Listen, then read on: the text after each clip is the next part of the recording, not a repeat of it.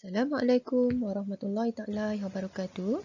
Saya Ustazah Mazda binti Said selaku guru kelas tahun 6 mengajar mata pelajaran Tauhid tahun 6 iaitu tajuk yang pertama, unit yang pertama adalah perkara samiat.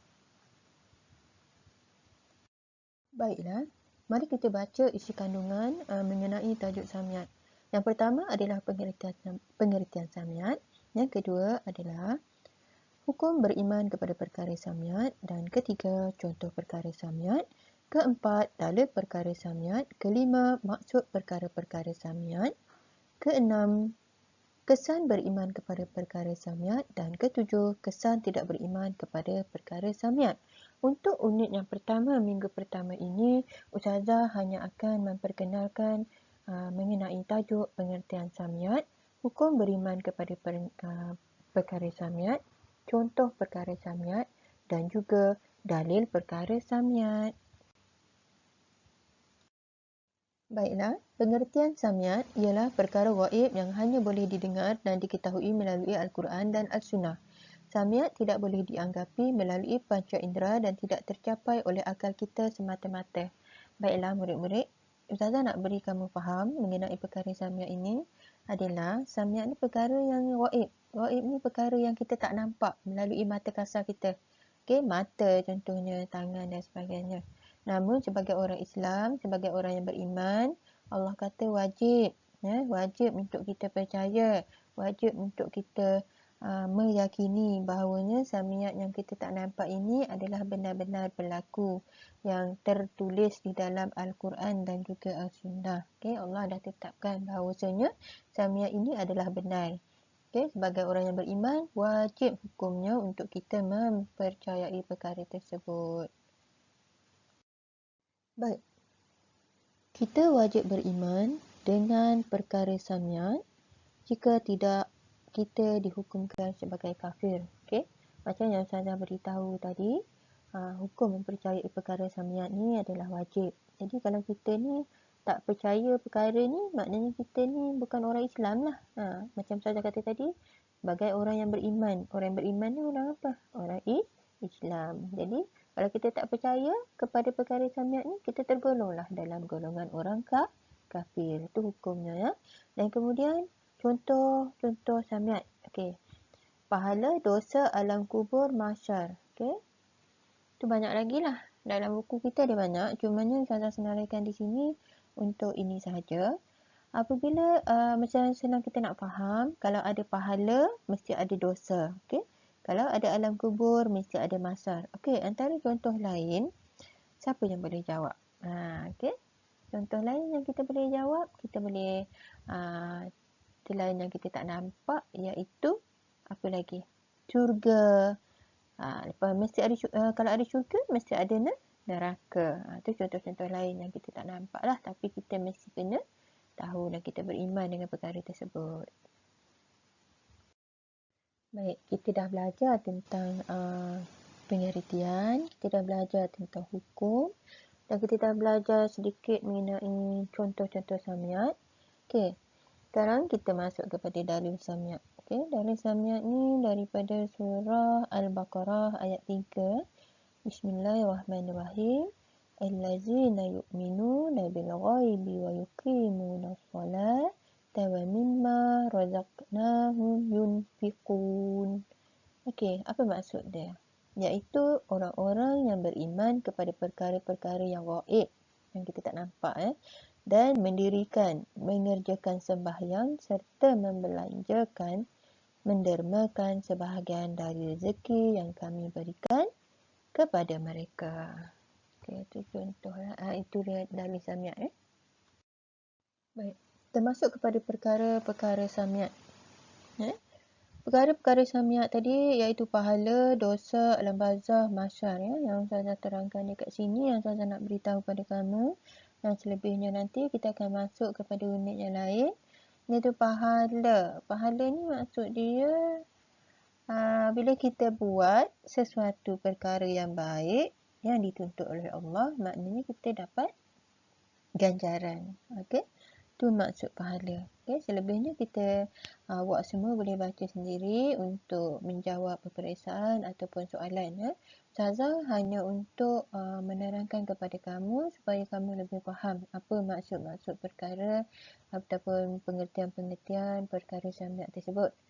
Okay, apabila di dalam peperiksaan ataupun kamu sudah menjawab soalan, makanya kamu perlu menghafaz pengertian-pengertian tersebut yang saya terangkan di sini. Okey.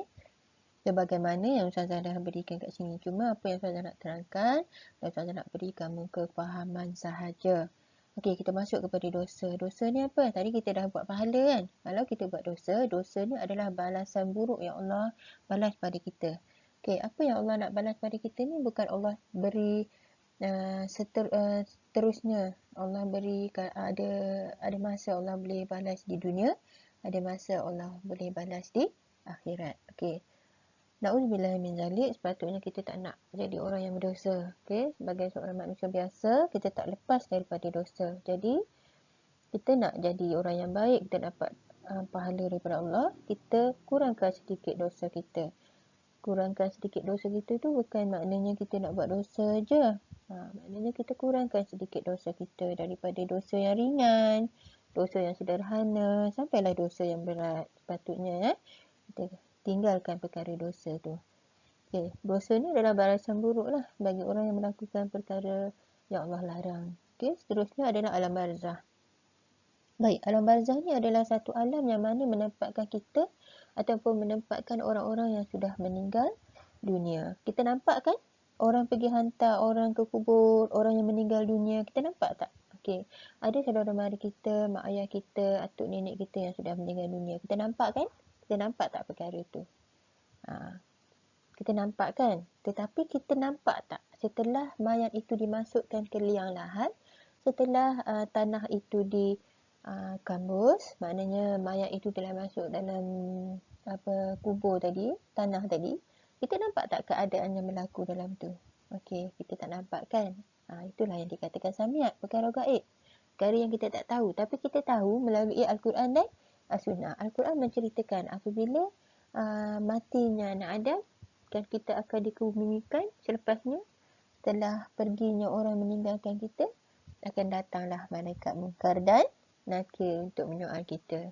Sama juga macam pahala dan dosa tadi. Ya. Kita tahu bila kita buat baik, kita dapat pahala. Bila kita buat jahat, kita buat maksiat, kita dapat dosa. Tapi kita nampak tak ganjaran dan pahala yang Allah beri itu? Maknanya bendanya tetap ada. Sebab tu kita kena percaya. Yang terakhir adalah mahsyar. Mahsyar ni selepas kita meninggal, selepas matinya anak Adam, matinya semua makhluk, kita akan dibangkitkan di suatu tempat, iaitu dinamakan padang mahsyar, ya, tempat perhimpun seluruh manusia. Masa ni Allah akan hitunglah, lepas kita meninggal, Allah akan bangkitkan kita satu demi satu untuk kita pergi ke alam yang seterusnya. Baik. Untuk perkara samiat yang seterusnya adalah syurga.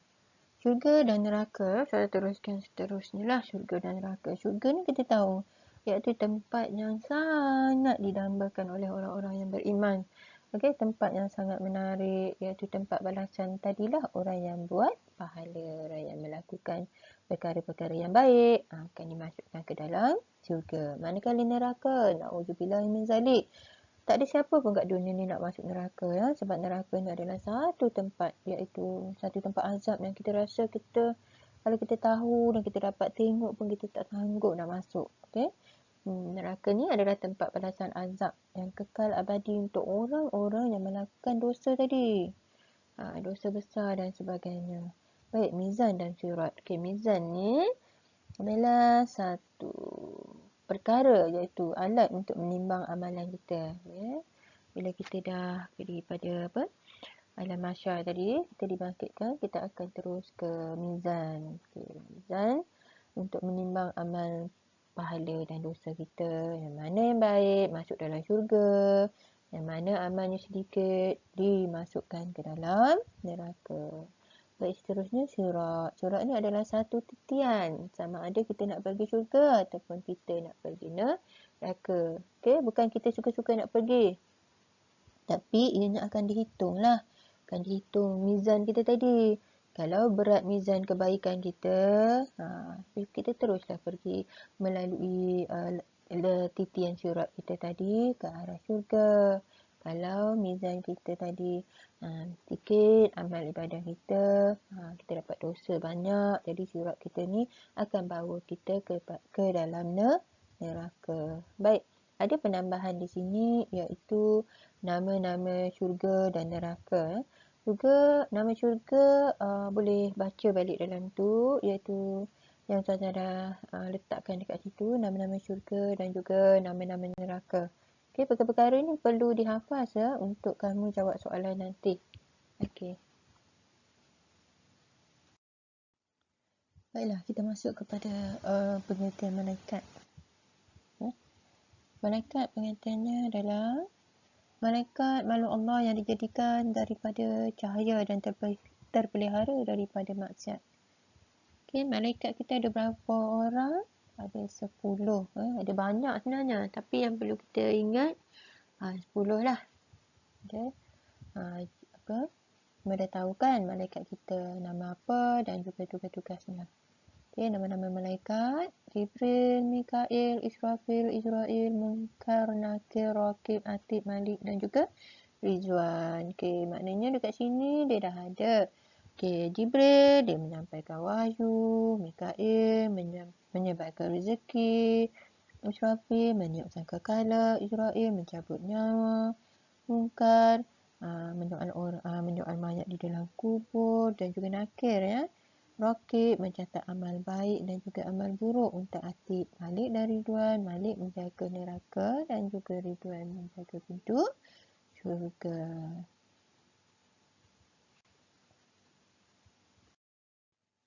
Baik, jin. Apa maksud jin? Jin ni dijadikan oleh Allah daripada api. Okay? Jin ni dia ada yang beriman dan juga ada yang kufur. Dia boleh menjelma dalam bentuk manusia, haiwan dan sebagainya. Okay, dan dia menciptakan jin dari nyalaan api daripada surah Ar-Rahman ayat 15. Baiklah, kesan beriman kepada samiat. Kesan beriman kepada perkara samiat ni adalah perkara yang baik yang Allah beri pada kita, pada orang-orang yang beriman, pada orang-orang yang percaya dengan perkara samiat. Pertama, Allah jadikan seseorang tu sentiasa bertakwa. Takwa ni macam mana? Orang yang sentiasa berserah diri pada Allah, takwanya. Sabar dalam menghadapi dugaan atau ujian daripada Allah. Apa pun yang Allah beri pada ujian pada kita, kita ni orang yang sabar, kita tak mengeluh kesah dan sebagainya. Itu adalah untuk, itu jika kita ada perasaan yang macam tu, jika kita rasa kita orang yang begitu, itu adalah kesan beriman kepada perkara samiat, perkara-perkara yang baik Allah bagi ganjaran pada kita. Kemudian yang ketiga, sentiasa mendapat ketenangan dalam hidup. Kita ni bukan orang yang resah. Kita ni sentiasa happy go lucky. Kita sentiasa bahagia. Itu antara kesan beriman. Dan juga yang terakhir, mendorong untuk melakukan kebaikan dan meninggalkan larangan Allah. Maknanya Allah tuntun hati kita. Allah tunjukkan jalan kita, jalan yang lurus, jalan yang baik. Okay? Kita tak terpesong daripada akidah. Itu maknanya kesan beriman kepada perkara yang Allah bimbing kita lah. Allah sentiasa beri kita perkara-perkara yang baik. Baik, yang terakhir, kesan tidak beriman kepada samiat. Okay? Perkara pertama, menjadikan seseorang itu kafir. Maknanya, elok-elok jadi orang Islam, nak keluar daripada Islam. Maknanya jiwa dia terpesong. Allah tak tuntun jiwa dia ke arah kebaikan. Yang kedua, mudah berputus asa dan tidak bersyukur. Buat kerja sikit, dah give up. Okay? Lepas tu sentiasa tak bersyukur. Allah ada bagi banyak nikmat pada kita. Terusnya kita sentiasa mengeluh. Okay, yang ketiga, nikmat yang diperolehi dirasakan berkurangan serta tidak pernah cukup. Okay, banyak mana pun Allah dah bagi kita duit, Allah dah bagi kita kekayaan, kita tak bersyukur. Kita rasa macam tak cukup je. Okay, gaji dekat 7,000, 10,000, tapi kita rasa tak cukup. Okay, itu namanya kesan tidak beriman perkara samiat. Allah tak tuntun jiwa kita kepada perkara kebaikan. Dan yang keempat, menjadikan seseorang itu sentiasa melakukan perkara mungkar. Asyik nak buat jahat je kerja kita. Okay? Dan yang kelima, hidup kita sentiasa gelisah. Macam tadi, kalau Allah bagi kesan yang baik, hidup kita sentiasa bahagia, hidup kita sentiasa gembira. Tapi bila Allah dah pesongkan hati kita, makanya hidup kita sentiasa gelisah. Baik, yang terakhir, tamat. Okey, ni je yang Ustazah dah buatkan untuk kamu semua. Untuk murid 6 Al-Ikhlas dan juga 6 Al-Kahfi. Apa yang Ustazah nak harapkan pada kamu semua sebagai manusia, sebagai seorang pelajar, sebagai seorang anak, sebagai seorang anak murid, kita jangan takut untuk gagal. Kadang-kadang kita buat sesuatu tu kita takut sangat Ustazah marah. Kita takut sangat mak ayah kita marah. Tak apa, kita buat dulu, baru kita, maksudnya kita cuba dulu. Kita cuba dulu. Kalau kita tak cuba, kita tak tahu apa usaha yang kita dah buat tu sama ada betul ataupun salah. Jadi, apa saya nak beritahu kat sini, satu ayat yang saya rasa sesuai untuk diri Ustazah dan juga kita semua, iaitu jangan pernah takut untuk gagal, tapi takutlah jika kita tak mahu mencuba dan kita tak nak berusaha. Itu lebih takut pada Ustazah. Okey, itu saja. Assalamualaikum warahmatullahi taala wabarakatuh. Jumpa lagi pada mata pelajaran yang lain.